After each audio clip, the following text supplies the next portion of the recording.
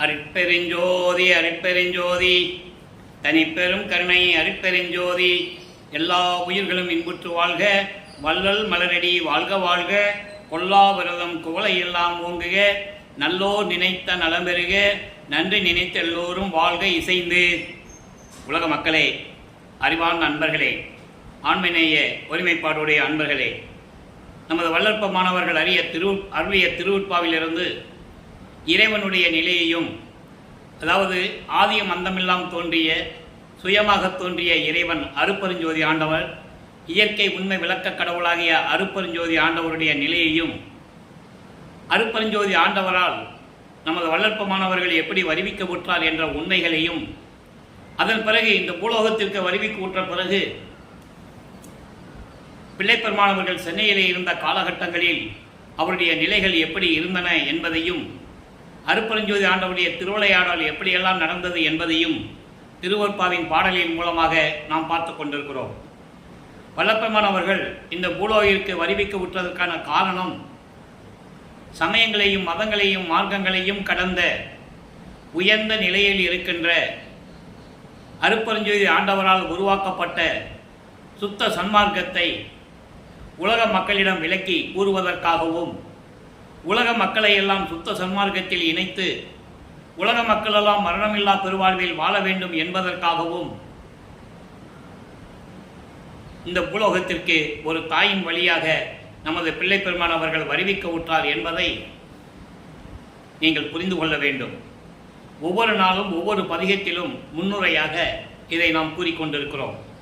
அப்படி பிள்ளை பெருமான் அவர்கள் வருவிக்க உற்ற இடம் சிதம்பரம் அருகிலே இருக்கின்ற மருதூர் என்ற ஒரு கிராமத்திலே சைவகுலத்தில் உலகியலிலே இருந்து கொண்டிருந்த ராமையா பிள்ளை சின்னையம்மையார் என்பவர்களுடைய இல்லற வாழ்க்கையில் மகனாக இறைவனால் வருவிக்க உற்றவர், இறைவனுடைய மகனாக வருவிக்க உற்றவர்.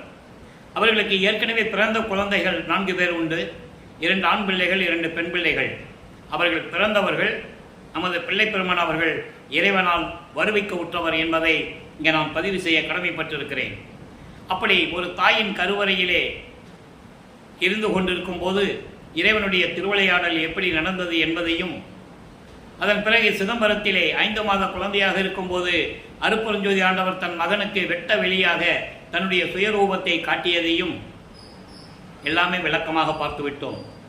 அதன் பிறகு ராமையா பிள்ளை அவர்கள் இறந்தவுடனே சின்னையம்மையார் அவர்கள் உலகிலே அவர்களுக்கு ஏற்கனவே பிறந்த குழந்தைகள் 4 பேரையும் இறைவனால் வருவிக்க உற்ற மகனையும் அழைத்து கொண்டு 5 குழந்தைகளையும் அழைத்து கொண்டு, அவங்களுக்கு தெரியாது நமது பிள்ளை பெருமான் அவர்கள் இறைவனுடைய மகன் என்று அவங்களுக்கு தெரியாது. ஏன்னா இறைவனுடைய திருவிளையாடல் அப்படி நடக்குது. அதனால் அதற்கான விளக்கங்களையும் நாம் ஏற்கனவே பதிவுகளிலே தெளிவாக நாம் கூறியிருக்கிறோம். அந்த தாயின் கருவறையில் இருக்கும்போது எப்படியெல்லாம் திருவிளையாடல் நடந்தது என்பதெல்லாம் நாம் ஏற்கனவே தெளிவாக பார்த்து விட்டோம். அப்படி அந்த அம்மையார் அவர்கள் 5 குழந்தைகளையும் அழைத்து கொண்டு பொன்னேரி அருகில் இருக்கின்ற சின்ன காவனம் என்ற ஒரு கிராமத்திற்கு செல்லுகிறார்கள். அந்த கிராமம்தான் அந்த அம்மையார் பிறந்த ஊர். சில காரணங்களால் அங்கே இருக்க முடியவில்லை. அதன் பின் சென்னையிலே வந்து குடியேறுகிறார்கள். சென்னையிலே ஏழுகணர் பகுதியில் இருக்கின்ற வீராசாமி முதலியார் தெருவிலே வந்து குடியேறுகிறார்கள். நமது குழந்தை இறைவன் பிள்ளை பெருமான் அவர்கள் வளர்ந்து கொண்டிருக்கிறார். இதுதான் முன்னுரை. 1/1/1823 ஆண்டு தொடங்கிய இறைவனுடைய திருவிளையாடல் 30/1/1874 இரவு 12 மணி வரையிலும் நடக்கிறது. அதாவது 51 ஆண்டுகள் திருவிளையாடல் நடக்குது. இந்த 51 ஆண்டுகளை 8 ஆண்டுகளாக பிரித்து தன் மகனுக்கு எப்படி அருளை கொடுத்து கொண்டிருக்கிறார் அருப்பெருஞ்சோதி ஆண்டவர் என்ற நிலையை நாம் பார்த்து கொண்டிருக்கிறோம். அந்த வகையிலே நமது பிள்ளை பெருமான் அவர்கள் பள்ளியில் சேர்க்க வேண்டிய காலம் வந்துவிட்டது. பள்ளியில் சேர்க்கிறார்கள். பள்ளியிலே படிக்க முடியாது என்று சொல்லி வந்து விடுகிறார். அவருக்கு தெரியாது இறைவனுடைய திருவிளையாடல் நடப்பது. நமது குழந்தை இறைவனுக்கும் தெரியாது. ஏதோ பிறந்திருக்கோம், பள்ளிக்கூடத்தில் சேர்த்தாங்க, நம்ம படிக்க முடியாதுன்னு வந்துட்டோம், இந்த நிலை தான் அவருக்கு தெரியும். ஏனென்றால் முதல் 8 ஆண்டுகளில், அதாவது 1வது 8 முதல் 8 ஆண்டுகளில் இந்த நிலையில் நமது பிள்ளை பெருமான்கள் இருந்து கொண்டிருக்கிறார்கள். 2வது 8 தொடங்குகிறது. 9வது ஆண்டு தொடங்குகிறது. 9வது ஆண்டில் அருப்பெருஞ்சோதி ஆண்டவர் தன் மகன் முன் தோன்றி எழுந்தருளி, மகனே நீ என்னால் வருவிக்க உற்றவன், என் குலத்தின் மூத்த மகன், உன்னால் இந்த பூலோகத்தில் சில காரியங்கள் எல்லாம் நடக்க வேண்டியது இருக்கிறது. அதற்காகத்தான் நான் உன்னை வருவிக்க செய்தேன். இந்த சமயங்களும் மதங்களும் மார்க்கங்களும் சூழ்ந்திருந்த காலகட்டங்களில் அதில் ஈடுபட்டு கொண்டு நீ இருக்க வேண்டும் என்பதற்காகத்தான் சில விஷயங்களெல்லாம் உன்னிடம் நான் சொல்லவில்லை என்று கூறி, ஞானத்தை பெற்றுக்கொள் மகனே என்று சொல்லி ஞானத்தை கொடுத்துவிட்டு இறைவன் மறைந்து விடுகிறார். இப்போ நம்ம குழந்தை இறைவனுக்கு, நமது பிள்ளை பெருமான் அவர்களுக்கு நான் ஏற்கனவே சொல்லியிருக்கிறேன். நான் ஏன் பிள்ளை பெருமான் என்று கூறுவதுண்டு என்றால், அருட்பெருஞ்சோதி ஆண்டவர் தன் அருளால் ஒரு ஆண்மகனை பெற்றெடுத்து செல்வப்பிள்ளை என்று வளர்த்து கொண்டிருக்கிறார். அந்த செல்வப்பிள்ளையைத்தான் ஒரு தாயின் கருவறையிலே இருக்க வைத்து வருவிக்க செய்தார். உலகிலேயே அவருக்கு வைத்த பெயர் ராமலிங்கம் என்ற ஒரு பெயர். அது பின்னலூரிலே இருக்கின்ற கிராமத்திலே ராமலிங்கேஸ்வரர் கோயில் என்று ஒரு கோயில் இருக்கிறது, மருதூர் பக்கத்திலே. அதில் தான் ராமையா பிள்ளை அவர்களுக்கு அதான் குலதெய்வம். அங்கே தான் ராமலிங்கன் பேர் வச்சு மொட்டை வச்சு காது குத்தி கடுக்கான் போட்டாங்க. அந்த கடுக்கானை பின்னாளில் கட்டியது அருட்பெருஞ்சாண்டவர் என்ற உண்மையான நிலைகளையும் நாம் ஏற்கனவே பார்த்து விட்டோம். அப்போ இந்த காலகட்டங்களில் அதனால் தான் நான் பிள்ளை பெருமான் என்று கூறுவதுண்டு. அவர் பெயர் செல்வப்பிள்ளை. வளர்ப்பமான் என்றும் கூறுவதுண்டு. திரு அருட்பிரகாச வள்ளலார் என்று பின்னாளில் அழைக்கப்பட்டார், மக்களால் அழைக்கப்பட்டார். அப்போ இந்த நிலையில் இருக்கும்போது இறைவன் தோன்றிய பிறகு இறைவனுடைய மகன் என்ற ஒரு நிலை மட்டும் தெரியும். மற்ற நிலைகளெல்லாம் அவருக்கு மறைப்பு நிலையும் மறப்பு நிலையும் ஏற்படுகிறது. சமயங்களும் மதங்களும் மார்க்கங்களும் சூழ்ந்திருந்த காலகட்டங்களில் இவர் வருவிக்க உற்றதனால், அதோடு மட்டுமில்லாமல் இவர் வருவிக்க உற்ற குடும்பம் சைவ குலத்தை சேர்ந்ததனால், சைவ சமயத்தை சேர்ந்ததனால், சைவ சமயத்தின் தலைவனாகிய சிவபெருமானை ஏற்றுக்கொண்டு நமச்சிவாயா, சிவாய நமா, ஓம் சிவாயா என்ற மந்திரங்களை சொல்லி சரியை கிரியை யோகம் என்ற 12 நிலைகளில் இருந்து கொண்டிருக்கிறார் நமது பிள்ளை பெருமானவர்கள். சைவ சமயத்தின் அடையாளமாகிய திருநூரை பூசிக்கொண்டும் உத்தராட்சமணியை கழுத்திலே மாட்டிக்கொண்டும் இந்த நிலையில் இருந்து கொண்டிருக்கிறார்கள் நமது பிள்ளை பெருமானவர்கள். அப்போ 1ஆம் திருமுறை உருவாகிறது. 1ஆம் திருமுறை உருவான காலகட்டம் நமது பிள்ளை பெருமான்களை வருவிக்க உற்று 9வது ஆண்டிலிருந்து 12 ஆண்டுகளுக்குள் நடக்கிறது. 8 பதியங்கள், 712 பாடல்கள். நாம் ஏற்கனவே திருவருள் முறையீடு, வடிவுடை மாணிக்கமலை என்ற பதிகத்தில் இருக்கின்ற பாடல்களை எல்லாம் அருட்பெருஞ்சோதி ஆண்டவருடைய திருவிளையாடல் என்ற பதிவுகளிலே நாம் 400 பதிவுகளிலே பதிவு செய்து விட்டோம். பதிகம் 4வது திரு சிவநேச வெண்பா. அதில் 100 பாடல்கள். இதுவரை 70 பாடலுடைய விளக்கத்தை பார்த்து கொண்டிருக்கிறோம். இப்போ இன்னைக்கு 71வது பாடல். சிவநேச வெண்பா என்பது சிவபெருமானுடைய, அதாவது சிவபெருமானை இறைவனாக ஏற்றுக்கொண்டு சிவபெருமானிடம் எப்படி தன்னுடைய விண்ணப்பங்களை வைக்கிறார், தன்னுடைய நிலைகளை கூறுகிறார் என்பதை தான் இந்த பதிகத்திலிருந்தே நாம் பார்த்து கொண்டிருக்கிறோம். பாடலை நல்லா கவனிங்க, நல்லா மனசில் வச்சிடணும். இப்போ வளர்ப்பமானவர்கள் 9வது ஆண்டிலிருந்து 12 ஆண்டுகளுக்குள் இருந்து கொண்டிருக்கிறார். இறைவனிடம் ஞானத்தை பெற்றுக்கொண்டதனால் இறைவனை பற்றி பாடுகின்ற அந்த பாடல் பாடுகின்ற ஆற்றலை பெற்றுக்கொள்கிறார். இயேசு ஒளிக்கு மானிடனாய் ஏன் பிறந்தேன்,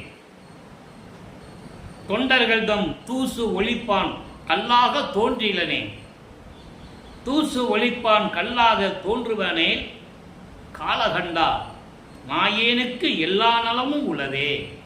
இது பாடல். இறைவா, என்னை இந்த பூலோகத்திற்கு வருவிக்க செய்துவிட்டு உனது மகன் என்றும் எனக்கு அறிவித்து விட்டு மறைந்து விட்டாய்.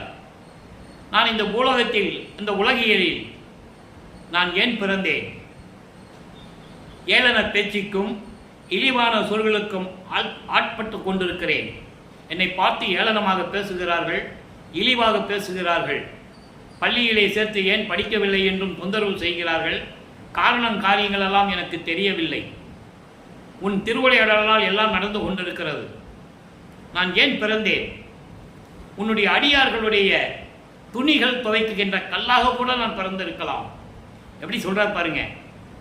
தூசு ஒளிப்பான், தூசுனா ஆடைகள், ஒளிப்பான் என்பது அந்த அழுக்குகளை நீக்கக்கூடிய ஒரு கல் இருக்கிறதே, அதாக நான் தோன்றியிருக்கலாம், அதாக இருந்திருக்கலாம். ஏனென்றால் உன் அடியார்களாவது அந்த கல் மீது துணிகளை துவைத்து அழுக்கை போக்கிக் கொண்டிருப்பார்கள். அந்த கல்லாக நான் பிறந்திருக்க கூடாதா? ஏன் ஏளன பேச்சுக்கும் இழிவான பேச்சுக்கும் நான் ஏன் பிறந்தேன்? எதுக்காக இந்த பூலோகத்திற்கு வருவிக்க செய்தாய்? அப்படி ஆடைகளை துடைக்கக்கூடிய கல்லாக பிறந்திருந்தாலும் கூட காலகண்டா என்பது ஆழகாலம் விஷம் உண்டு. அந்த விஷத்தை சாப்பிட்டு கழுத்தில் நிறுத்தி கொண்ட இறைவனே, தேவர்கள் அரக்கர்களால் துன்பப்பட்டு கொண்டிருக்கும் போது அவர்களை காப்பாற்றுவதற்காக அமுதம் வேண்டும். அந்த அமுதம் பார்க்கடலில் இருந்து கடைய வேண்டும். ஒரு பாம்பை மத்தாக வைத்து அந்த பார்க்கடலை கடைகிறார்கள். அமுதம் வருகிறது. அந்த பாம்பும் ஒரு அரக்கன், நல்லா புரிஞ்சுக்கணும். அப்போ அந்த பாம்பு அந்த அமுதத்திலே விஷத்தை கக்குகிறது, உமிழ்கிறது. இப்படி ஆய்ப்போச்சேன்னு சொல்லி எல்லாம் இருக்கும்போது சிவபெருமான் அதை உண்டு கழுத்திலே நீர்த்தி கொள்ளுகிறான். அதான் காலகண்டன். அப்படிப்பட்ட இறைவனே, அந்த கல்லாக தோன்றி இருந்தாலும் கூட எனக்கு எல்லா நன்மையும் கிடைச்சிருக்குமே, எல்லா பலனும் எனக்கு கிடைச்சிருக்குமே. இடிச்சொல்லுக்கும் பழிச்சொல்லுக்கும் ஆளாகிய ஒரு மானிட பிறவி எடுத்து நான் ஏன் பிறந்தேன் இறைவா?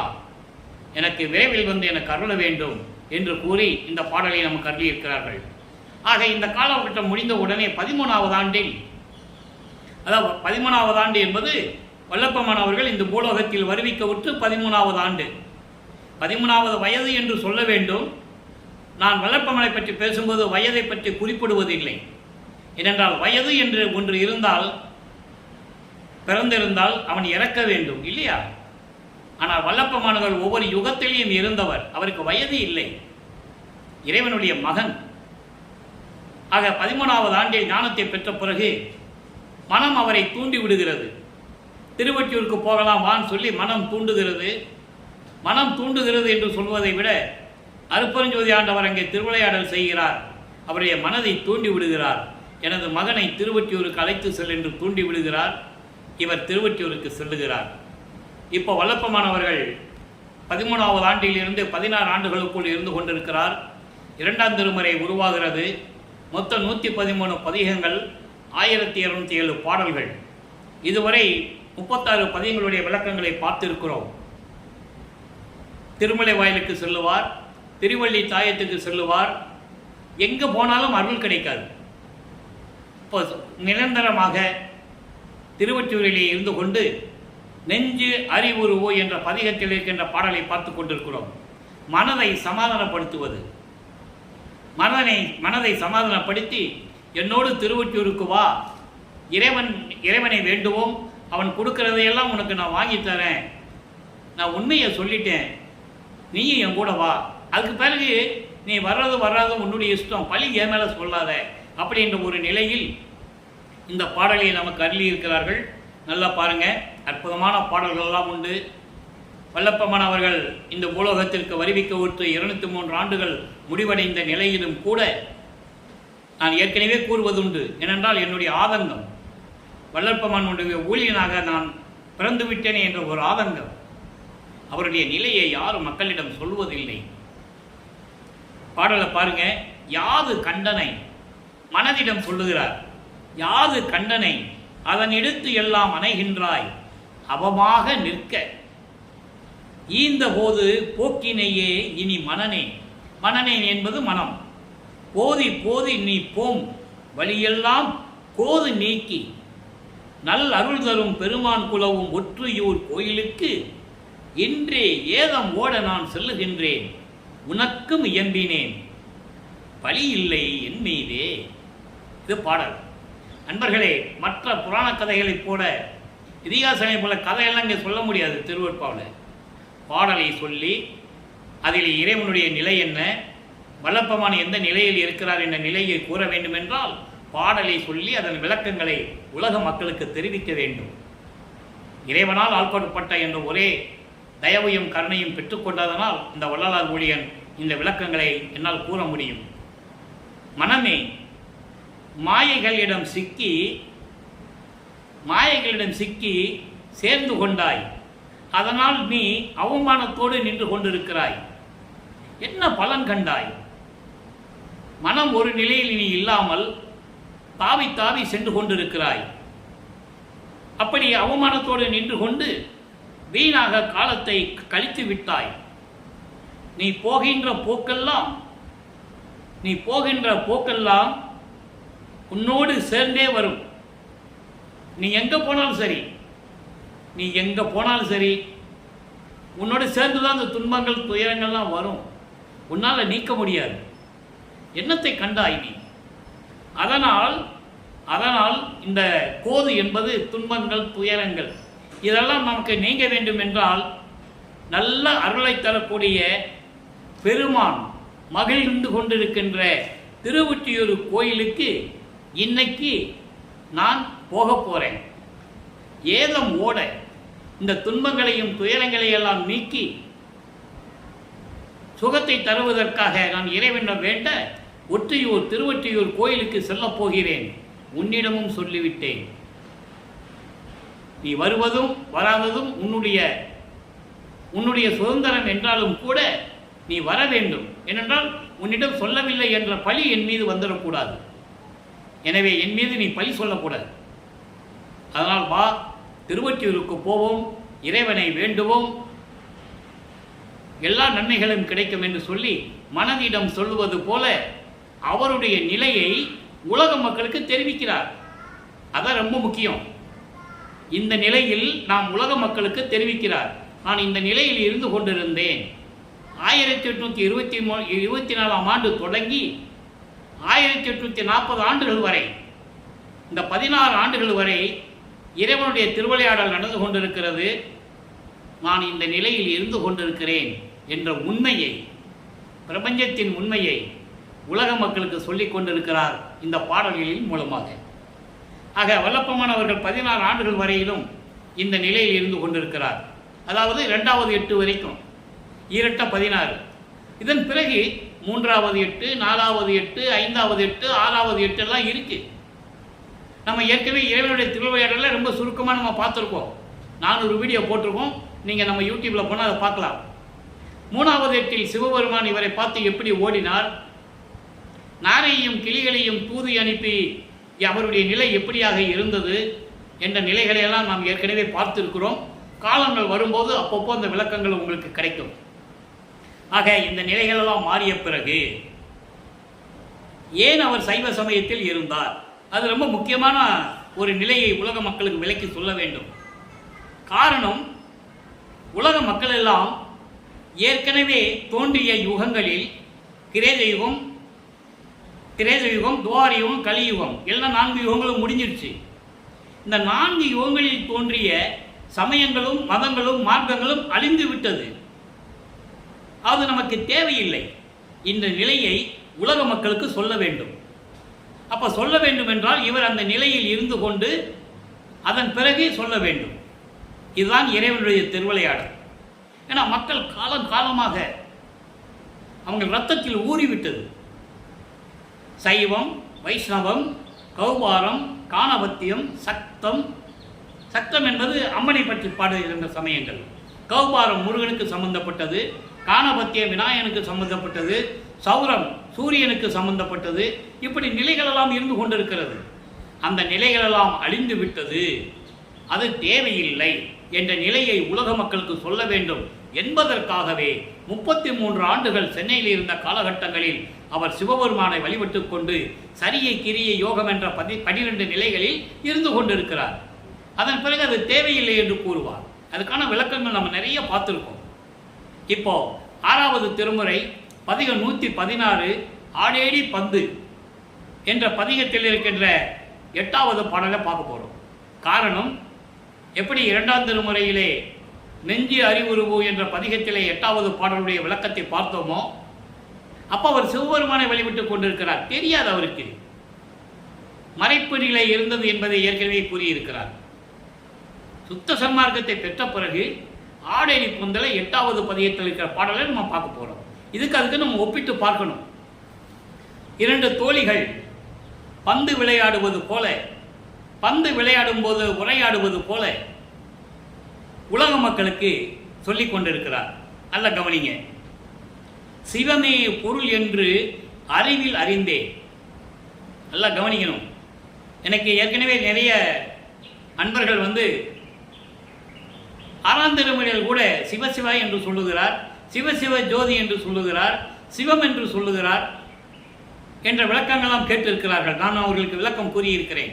சிவன் சிவபெருமானுடைய நிலை, சைவ சமயத்தின் தலைவனாகிய சிவபெருமான் சிவன். சிவம் என்பது அதை தாண்டிய ஒரு நிலை. சுத்த சன்மார்க்கத்தின் தலைவன் அருட்பெருஞ்சோதி ஆண்டவர், அவர்தான் சிவம்.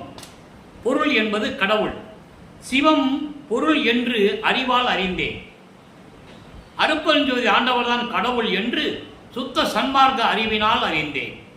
அறிவு என்பது மெஞ்ஞான அறிவு. இங்கே ஞானம் என்பது வேறு, மெஞ்ஞானம் என்பது வேறு. இந்த பிரபஞ்சத்தில் தோன்றியவர்களெல்லாம் எல்லாமே ஞானத்தை பெற்றவர்கள். அவர்களெல்லாம் முக்தி அடைந்தார்கள், ஜீவ சமாதி அடைந்தார்கள். இப்படியெல்லாம் நிறைய நிலைகள் உண்டு. கர்ம சித்தி, யோக சித்தியில் சென்றவர்கள். ஞான சித்திக்கு யாருமே வந்ததில்லை. அப்போ இந்த மெஞ்ஞான அறிவால் அருட்பெருஞ்சோதி ஆண்டவர் தான் கடவுள் என்று நான் அறிந்தேன். செத்தாரை மீட்டுகின்ற திண்மையை பெற்றேன். நான் ஏற்கனவே கூறியிருக்கிறேன். இதற்கு முன்னால் இறந்தவர்களை மீட்டெழுகின்ற வலிமையை பெற்றேன் என்று கூறுவார்.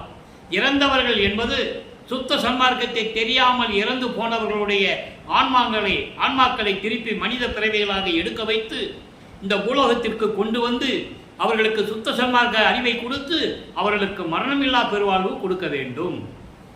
செத்தாரை என்பது சுத்த சன்மார்க்கத்தை தெரிந்தும் அதை பின்பற்றாதவர்கள். இந்த நிலை இப்ப நடந்து கொண்டிருக்கிறது. இப்ப எல்லாருக்குமே சுத்த சன்மார்க்கம் ஓரளவுக்கு தெரியும். தெரிந்தாலும் கூட அவர்களால் அதை பின்பற்ற முடியவில்லை, இறந்து போகிறார்கள். அந்த ஆன்மாக்களையும் திரும்பி கொண்டு வந்து முழுமையாக சுத்த சன்மார்க்கத்தில் இணைத்து மனித பிறவி கொடுத்து அவர்களுக்கு மரணமில்லா பெருவாழ்வை கொடுக்க வேண்டும். அந்த வலிமையை நான் பெற்றுக்கொண்டேன் என் தந்தையிடமிருந்து. அகவலிலே நிறைய பாடல் கொண்டு நான் நிறைய விளக்கங்கள் சொல்லிட்டேன். செத்தாரை மீட்டுகின்ற திண்மையை பெற்றேன். அப்படிப்பட்ட வலிமையை நான் பெற்றுக்கொண்டேன். உவமேயம் இல்லாத ஒரு நிலை தன்னில் 1 2 எண்ணாத உண்மையில் நின்றேன். அவருடைய நிலையை சொல்றார். இறுக்கமா பிடிச்சிக்கிட்ட சுத்த சன்மார்க்கத்தை சொல்றார். எப்படி? உவமேயம் இல்லாத, அதாவது முரண்பாடு இல்லாத, வேறுபாடுகள் இல்லாத ஒரு நிலை தன்னில். அந்த ஒரு நிலை என்பது சுத்த சன்மார்க்க நிலை, ஆன்மநேய ஒருமைப்பாட்டு நிலை. அந்த நிலையில் நான் இருந்து கொண்டு 1 2 எண்ணாத உண்மையில் நின்றேன். இதாக இருக்குமோ, அதுவாக இருக்குமோ, வேறுபட்ட கருத்துக்களை கொண்ட நிலையில் இல்லாமல் ஒரே நிலையில், உண்மையான நிலையில் இருந்தேன். சத்திய நிலை, சமரச சுத்த சன்மார்க்க சத்திய சங்கம் அங்கே சொல்றாரு. அப்ப அந்த சங்கத்தில் நான் உண்மையாக இருந்தேன், உண்மையான நிலையில் இருந்தேன், ஒரே நிலையில் இருந்தேன், வேறுபாடு இல்லாமல். இப்படி இருந்திருக்கலாமோ, சமயங்களே இருந்திருக்கலாமோ, மதங்களையும் மார்க்கங்களையும் சார்ந்து இருந்திருக்கலாமோ, அப்படின்ற ஒரு நிலை இல்லாமல், 1 2 என்று இல்லாமல், அதாவது ஊசலாடுன்னு சொல்லுவாங்க, அந்த ஊசலாட்டம் இல்லாமல் நான் ஒரே நிலையில் இருந்து கொண்டிருந்தேன், உண்மையான நிலையில் இருந்தேன். ஏன்னா இயற்கை உண்மை விளக்க கடவுளாகிய அருட்பெருஞ்சோதி ஆண்டவர் தான் இறைவன் என்ற நிலையை நான் உண்மையாகவே பற்றி கொண்டேன் சொல்றார். அடுத்து சொல்றாரு, தவமே புரிகின்றார் எல்லாரும் காண தயவால் அழைக்கின்றேன் கயவாதே தோழி. தவங்கள் புரிகின்றவர்கள் எல்லாரும் தெரியும்படி, எல்லாரும் பார்க்கும்படி தயவாலே உங்களை நான் அழைக்கின்றேன். தயவும் கருணையும் சுத்த சன்மார்க்கத்தில் தான் இருக்கும், வேறு எங்கேயும் இருக்காது. நீங்கள் எவ்வளவோ சமய புராணங்களை படிச்சிருப்பீங்க, மதங்களுடைய நெறிமுறைகளை பின்பற்றி கொண்டிருந்திருப்பீர்கள், மார்க்கங்களுடைய நெறிகளை பின்பற்றி கொண்டிருந்திருப்பீர்கள். மார்க்கம் என்பது அந்த காலத்திலே உண்டு. கிரேத யுகத்திலே கலங்க மார்க்கம், திரேத யுகத்திலே திராபக மார்க்கம், துவார யுகத்திலே நவநீத மார்க்கம், கலியுகத்திலே பஸ்ம மார்க்கம் எல்லாம் முடிஞ்சு போச்சு. அதன் பிறகு வந்த தசா மார்க்கம், சர்முத்திர மார்க்கம், சமய மார்க்கம், சக மார்க்கம், எல்லா மார்க்கங்களும் உண்டு. அதனால் எந்த விதமான பலனும் இல்லை என்று கூறுகிறார். வீணாக காலத்தை கழித்துக் கொண்டிருக்கிறீர்கள். யாருக்குமே தெரியாது, சுத்த சன்மார்க்கம் இருப்பது யாருக்குமே தெரியாது என்ற நிலையை தெளிவாக நமக்கு அருளி இருக்கிறார்கள். அதை தான் நம்ம பார்த்துட்டு இருக்கோம். அதான் இங்கே சொல்றாரு. அப்படிப்பட்ட நிலையில் இருந்தவர்கள் எல்லாம், ஏன்னா சமயத்திலையும் தவம் பண்ணியிருக்காங்க, மதத்தை உருவாக்குறது தவம் பண்ணியிருக்காங்க. குறிப்பாக சொல்லப்போனால் புத்தரை சொல்லலாம், மகாவீரை சொல்லலாம், எல்லாரும் தவம் பண்ணியிருக்காங்க. அதாவது உடம்புல புத்து மண் வர்ற அளவுக்கு கடலுக்கு அடியில் குகைக்கடியில் ஆண்டுகள் வரையிலும் பண்ணியிருக்காங்க. அவர்களால் தேவையில்லை. அப்படி விண்ணோர்கள் எல்லாம் எல்லாரும் காணும்படி எல்லாருக்கும் தெரியும் நான் இறைவனுடைய மகன் என்று, சுத்த சன்மார்க்கத்தின் தலைவனாகிய அருப்பஞ்சாவுடைய மகன் என்று எல்லாருக்கும் தெரியும். உலக மக்களே, தயவால் உங்களை நான் அழைக்கிறேன், அன்போடு அழைக்கிறேன், விரும்பி அழைக்கின்றேன், கயவாதே தோழி. தோழியிடம் சொல்லுவது போல உலக மக்களுக்கு சொல்றாரு. தோழி என்பது இங்க உலக மக்கள். உலக மக்களே, நீங்கள் மறுக்காதீர்கள், சுத்த சன்மார்க்கத்தை வெறுக்க வேண்டாம், வெறுக்காதீர்கள், மறுக்காதீர்கள், நான் சொல்லுவதை கேளுங்கள். எவ்வளவு அன்பா சொல்றாரு. நான் சொல்லுவதை கேளுங்கள், அவமே போகாது என்பது வீண் போகாமல் என்னோடு ஆடேடி பந்து. மனதை ஒரு நிலைப்படுத்தி ஒரு நிலையாகிய சன்மார்க்க சுத்த நிலையில் இருந்து கொண்டு மாறுபட்ட கருத்துக்களை எல்லாம் நீக்கி வீணாக போகாமல் உலக மக்களை என்னோடு இருந்து கொண்டு இந்த உலகிலே நீங்கள் வாழ வேண்டும். என்னோடு ஆடியேடி பந்து, அருப்பெருஞ்சோதி கண்டு ஆடியேடி பந்து. எவ்வளவு அழகா சொல்றாரு பாருங்க. இதெல்லாம் மக்கள்கிட்ட சொல்லணும். நான் ஏற்கனவே கூறியது போல, நான் திருவருட்பாவை பற்றி பேசும்போது மற்ற நூல்களை பற்றியோ அந்த நூல்களை இயற்றிய தலைவர்களை பற்றியோ நான் பேசுவதில்லை. இருந்தாலும் சில நேரங்களில் உதாரணங்களை சொல்ல வேண்டியிருக்கிறது. மனம் ஆதங்கப்படுகிறது. இப்போ திருநாவுக்கரசரும் சரி, திருஞான சம்பந்தர், சுந்தரன், வாதவூரன் ஆகிய மாணிக்கவாசகர் எல்லாம் பாடினாங்கல்ல, மக்கள்கிட்ட சொன்னாங்கல்ல. இவர் பற்றி ஏன் சொல்லலை? திருநாவுக்கரசர், அதாவது திருஞான சம்பந்தர் 3 வயசுல பார்வதியுடைய முளைப்பால் குடித்து அந்த அருளை பால் குடித்து அந்த அருளை பெற்றார் என்று சொன்னார்கள், மக்களுக்கு தெரிஞ்சது. இவர் தாயின் கருவறையிலே இருக்கும்போது அருள் அமுதம் உண்டவர். அருப்பெருஞ்சாண்டவர் தன் மகனுக்கு அருள் அமுதத்தை அவர் கையாலே ஊட்டியவர். அதை சொல்லணும்ல மக்கள்கிட்ட. திருவருட்பால உண்மை இருக்குல்ல, சொன்னாதானே வளர்ப்பமலை பற்றி மக்களுக்கு தெரியும். யாருமே சொல்லலையே.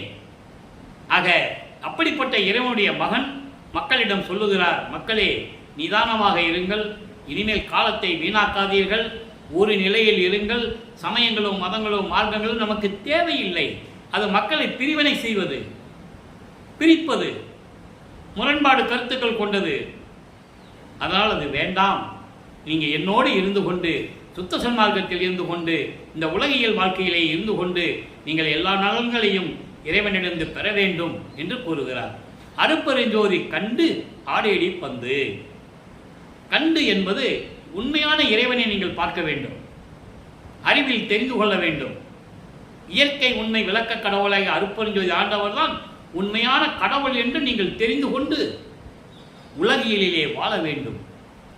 அதான் ஆடேடி பந்து என்று சொல்லுகிறார். கோழியிடம் சொல்லுவது போல உலக மக்களுக்கு சொல்லுகிறார். ஆக உண்மையான இறைவனை நீங்கள் தெளிவாக புரிந்து கொண்டு நீங்கள் இந்த உலகிலே வாழ வேண்டும், மரணமில்லா பெருவாழ்வில் வாழ வேண்டும் என்று சொல்லுகிறார்.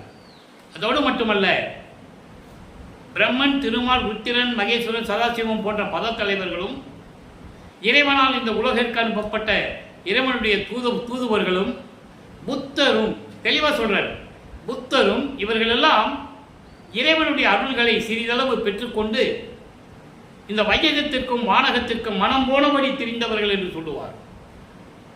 விளையாடான் என்ற சிறுபிள்ளை கூட்டம் என்று சொல்லுவார்.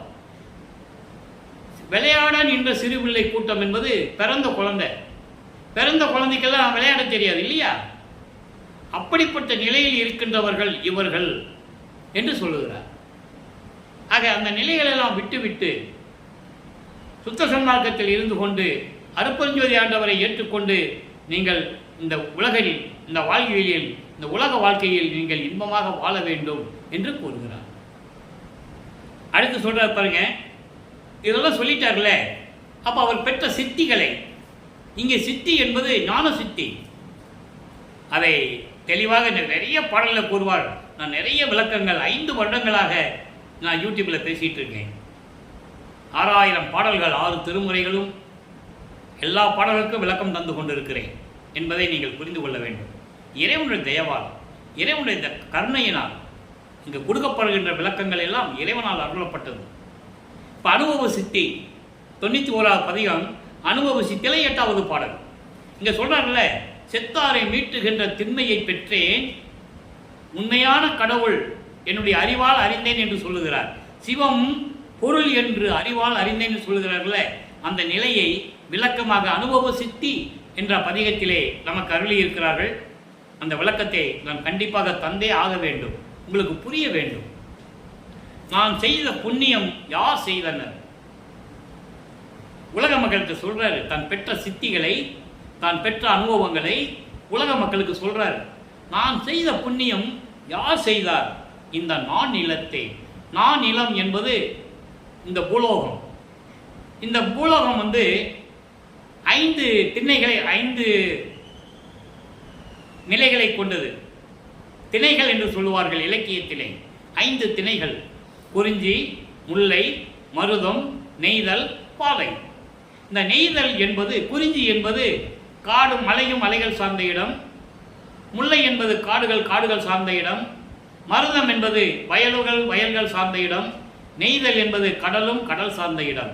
இந்த கடல் சார்ந்த இடத்திலே மனிதர்கள் கடலிலே வாழ முடியாது. அதனால் அதை ஒதுக்கி விடுகிறார். அதனால் தான் நான் நிலம் என்று சொல்லுகிறார். 5 நிலங்களை ஒன்றை ஒதுக்கிவிட்டு 4 நிலம் என்று சொல்லுகிறார். அதனுடைய பொருள் பூலோகம், இந்த மண்ணுலகம் பூலோகம். ஆக பாலை பாலைவனத்தை சார்ந்தது. ஆக இந்த நான் நிலத்தை என்பது இந்த பூமியில் வாழுகின்ற இந்த மக்களே, நான் செய்த புண்ணியம் யார் செய்திருப்பார்கள்? தெளிவாக சொல்றாரு. சொல்லிட்டு, வான் செய்த தேவரும் காணாத காட்சி மகிழ்ந்து கண்டே. விண்ணுலகத்தில் இருக்கின்ற தேவர்களோட காணாத காட்சிகளெல்லாம் என் தந்தை அருட்பெருஞ்சாண்டவர் எனக்கு காட்டினார். அதை பார்த்து நான் மகிழ்ந்து கொண்டேன். இதை ஏன் சொல்றாருன்றது நிறைய விளக்கங்கள் இருக்கு. எனக்கு நேரம்தான் பத்தலை. எவ்வளவோ சொல்ல வேண்டிய கடமைகள் எனக்கு இருக்கிறது. சுருக்கி சொல்லிக்கிட்டு இருக்கேன். தேவர்கள் பார்க்காத காட்சி என்ன? அருட்பெருஞ்சோதி ஆண்டவரை யாரும் பார்த்ததில்லை. இறைவனுடைய அடியை முடியும் யாரும் பார்த்ததில்லை. பிரமனும் திருமாலும் பார்க்க முடியவில்லை. பிரமன் அன்னப்பறவையாகவும் திருமால் பன்றி உருவம் எடுத்தும் இத்திருவடியை பார்க்க முடியவில்லை. தெளிவாக சொல்லுவாரு. பூத்திடும் அவனும் காத்திடும் அவனும் புல் விளக்கோடு உருக்கோடு நேடியும் ஏத்திடும் முடியும் கூத்திடும் அடியும் இன்னும் காண்கிலர் என்று சொல்லுவார் பிரமனையும் திருமாலையும். ஆக விண்ணுலகத்தில் இருந்த வானவர்கள் யாரும் காண முடியாத பார்க்க முடியாத காட்சியெல்லாம் பார்த்து நான் மகிழ்ந்து கொண்டேன். ஊன் செய்த மெய்யும், அண்டர்லைன், அருமையான வரி. ஊன் செய்த மெய்யும் உயிரும் உணர்வும் ஒளிமயமாக கோன் செய்யவே பெற்றுக்கொண்டேன். உண்டேன் அருள் கோன் அமுதம். என்ன சொல்றாரு பாருங்க. ஊன் செய்த மெய்யும் என்பது இறைவனால், என் தந்தை அருட்பெருஞ்சோதி ஆண்டவரால் ஒரு தாயின் கருவறையிலே இருந்து இந்த எலும்புகளாலும் சதைகளாலும் உருவான இந்த உடம்பு இருக்கிறதே, அழிந்து போகக்கூடிய உடம்பு. இந்த உடம்பும் உயிரும் உணர்வும் எல்லாமே போக்கி ஒளிமயமாக, ஒளி உடம்பாக, முத்தேகமாக, சுத்த தேகம், புரண தேகம், ஞான தேகம், முத்தேகமாக எனது தந்தை, கோன் என்றால் அரசன், இந்த தந்தை, என் தந்தை எனக்கு கொடுக்கவே நான் பெற்றுக்கொண்டேன். இந்த மக்களிடம் சொல்லணும்ல. அவர் பறக்கக்கூடியவர். அண்டங்களை விட்டு ஒரு நொடி பொழுதில் எத்தனையோ யுகங்களை கடக்கக்கூடியவர். ஒளி வேகத்தை விட எத்தனையோ லட்சங்கள் கோடிக்கணக்கான நிலைகள், அந்த தூரத்தை ஒரு நொடியில் கடக்கக்கூடியவர் வள்ளல் பெருமான். அதான் சொல்றாரு இங்க. அப்படிப்பட்ட உடம்பை நான் பெற்றுக்கொண்டேன். உண்டேன் அருள் கோன் அமுது. நான் இறைவனுடைய என் தந்தையினுடைய அருள் அமுதத்தை நான் உண்டேன். அவர் கருவிலேயே அருள் அமுதம் உண்டவர் என்பதை நான் பதிவு செய்ய மறுபடியும் பதிவு செய்ய கடமைப்பட்டிருக்கிறேன். அவருக்கு பசி இருக்காது, தூக்கம் இருக்காது. இறைவனுடைய மகன் அவர், இறைவனாகவே வருவிக்க உற்றவர். இறைவனுக்கு ஏது பசி தூக்கம்? பசிச்சா சாப்பிடணும், சாப்பிட்டா மலம் கழிக்கணும், சிறுநீர் ஜலம் கழிக்கணும், சிறுநீர் கழிக்கணும், தூங்கணும். அவன் எப்படி இறைவனாக முடியும்? நல்லா புரிஞ்சுக்கணும். இந்த பிரபஞ்சத்தில் தோன்றிய அத்தனை முனிவர்களும் ரிஷிகளும் நான் சுவைக்க உண்டவர்கள், அறுசுவை உணவு உண்டவர்கள், தூங்கியவர்கள், எல்லா சுகங்களையும் பெற்றுக்கொண்டவர்கள். அதனால்தான் அவர்கள் முத்தி நிலையோடு சென்றார்கள். யாரும் ஞான சித்தியை பெறவில்லை. வளர்ப்பவன் ஒருதான் பெற்றுக்கொண்டார் என்பதை தெளிவாக ஒரு பாடலை சொல்ல நான் கடமைப்பட்டிருக்கிறேன். 64வது பதிகம் திருவுந்தியார், இங்கே 6ஆம் திருமுறையிலே 10வது பாடல். முத்தியை பெற்றேன், அம்முத்தியினால் ஞான சித்தியை உற்றேன் என்று உந்திப்பெற, சித்தன் ஆனேன் என்று உந்திப்பெற. அங்க அப்படிதான் குழந்தைகள் விளையாடுவது போல இதை சொல்லுவார். உந்திப்பெற என்பது சிறு குழந்தைகள் விளையாடுவது போல. முத்தி என்பது ஒரு நிலைதான். அகவலை நீங்க படிச்சிருப்பீங்க. முத்தி என்பது நிலை, முந்து ஒரு சாதனம். அத்தகைய என்றால் புரிஞ்சது. அது ஒரு நிலை, சமய நிலைகளை சார்ந்தது. சமயங்கள், மதங்கள், மார்க்கங்கள் நிலைகளை சார்ந்தது முத்தி. அதுக்கு பிறகு ஒரு நிலை இருப்பது யாருக்கும் தெரியாது. அதனால் ஞான சித்தியை நான் பெற்றுக்கொண்டேன்.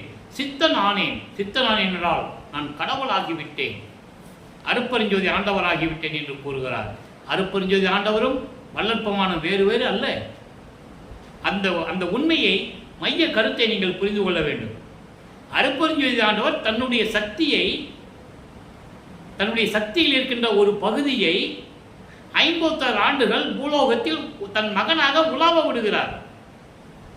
நல்லா புரிஞ்சுக்கணும். நீங்க தனது சக்தியை ஒரு மகனாக உருவாக்கி இந்த பூலோகத்திலே 51 ஆண்டுகள் உலாவ விட்டு சமயங்களிலும் மதங்களிலும் மார்க்கங்களில் ஈடுபட செய்து சிவபெருமானை வழிபட செய்து நமச்சிவாய என்று சொல்ல வைத்து, அதன் பிறகு இது பயனற்றது என்று சொல்ல வைத்து, அதன் பிறகு சித்தி வளாகத்திலே மேட்டுக்குப்பத்திலே பிரிந்த சக்தியோடு மீண்டும் இணைந்து இறைவனாகிறார். நல்லா புரிஞ்சுக்கணும். அவர் தான் வராரு, அவர் தான் வரணும். இவர் போக மாட்டார். ஏன்னா அவருடைய மகனாக தானே இவர் வராரு. அப்புறம் அவர் வந்து தானே முடிவு பண்ணணும், திருவிளையாடலை முடிச்சு வைக்கணும். புரியுதுல்ல உங்களுக்கு? இப்போ 51 வருஷம் திருவிளையாடல் நடக்குது.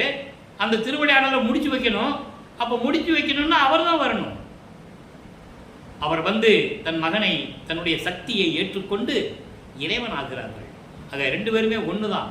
அருப்பெருஞ்சோதி ஆண்டவர் தான் ஒரே கடவுள் என்ற நிலையை, சுத்த சன்மார்க்க நெறியில் இருக்கின்ற நிலையை உலகமருக்கு நிலைநிறுத்தி சொல்ல வேண்டும். உருவ வழிபாடு இல்லை, ஒளி வழிபாடு. அதனால்தான் உயரிய மகாமந்திரத்தை நமக்கு அருளினார்கள் பிள்ளை பெருமானவர்கள். அருப்பெருஞ்சோதி அருப்பெருஞ்சோதி தனிப்பெருங்கருணை அருப்பெருஞ்சோதி மகாமந்திரம். இந்த மகாமந்திரத்துக்கு ஈடு இணை இந்த பிரபஞ்சத்தில் எதுவுமே இல்லை. அப்படிப்பட்ட இறைவனை, அருப்பெருஞ்சோதி ஆண்டவரை, ஜோதி வடிவில் இருக்கின்ற இறைவனை, 2 பேரும் ஒண்ணுதான். தந்தையும் மகனும் ஒரே ஜோதியில தான் இருக்கிறாங்க. ஆக ஜோதியை வழிபட்டால் வல்லற்பெருமானை வழிபட்டதற்கு சமம், அருப்பெருஞ்சோதி ஆண்டவரை வழிபட்டதற்கு சமம். எனவே அப்படிப்பட்ட இறைவனை நீங்கள் வணங்கி சுத்த சன்மார்க்க நெறியில் இருந்து கொண்டு, சுத்த சன்மார்க்க நெறி என்பது உயிர்களை கொலை செய்யக்கூடாது, உயிர் மேல் தயவும் கருணையும் இருக்க வேண்டும், ஆன்மநேய ஒருமைப்பாட்டு நிலையில் இருக்க வேண்டும், ஜீவகானிய ஒழுக்கத்தில் இருக்க வேண்டும். இந்த நிலையில் இருந்து கொண்டு, சைவ நெறியில் இருந்து கொண்டு இறைவனை வணங்கி அருப்பெருஞ்சோதி அருப்பெருஞ்சோதி தனிப்பெருங்கண்ணை அருப்பெருஞ்சோதி மகாமந்திரத்தை சொல்லி இறைவனுடைய அருளையும் செல்வங்களை எல்லாம் பெற்றுக்கொண்டு, அப்படி அள்ளி கொடுப்பாரு. நீங்கள் வாங்கிக்கலாம், உங்கள் அனுபவத்திலேயே தெரியும். பெற்றுக்கொண்டு இந்த வையகத்தில் நீங்கள் வாழ்வாங்கு வாழ வேண்டும், நோயற்ற வாழ்வில் வாழ வேண்டும், மரணமில்லா பெருவாழ்வில் வாழ வேண்டும் என்று இறைவனுடைய அருளை பெற்றவன் என்ற முறையில் இந்த வள்ளலார் ஒளியன் உங்களையெல்லாம் வணங்கி வாழ்த்தி விடைபெறுகிறேன். நன்றி, வணக்கம். அருப்பெருஞ்சோதி அருப்பெருஞ்சோதி தனிப்பெரும் கருணை அருப்பெருஞ்சோதி நிறைய தினமும் இறைவனுடைய திருவிளையாடலுடைய விளக்கங்கள் வரும். பார்த்து மகிழ்ந்து இறைவன் அருளை பெற்றுக்கொள்ளுங்கள்.